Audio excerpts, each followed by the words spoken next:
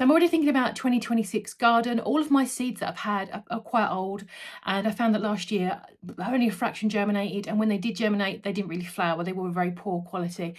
So I decided to just discard them all, start from scratch. So I thought the best way to do it is to invest in one of these little kits. This is the one of them I picked up from Amazon. 20 different seed packets, 8,000 seeds. So if you've got an allotment, this is going to be amazing. But for me, this is going to probably keep me going for a couple of years.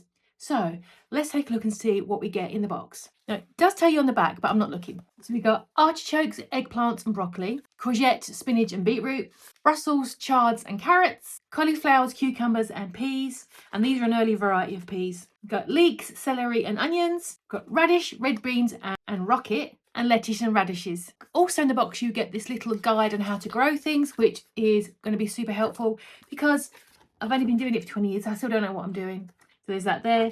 But also I noticed in the packaging that there is QR codes to scan, which hopefully will take you to a website to explain to you how it all works, or maybe a YouTube video, which if you are new or never feel like you know enough, it's going to be really handy. Looking at the dates on the seed, they vary anywhere between 9 months and 3 years of date on there.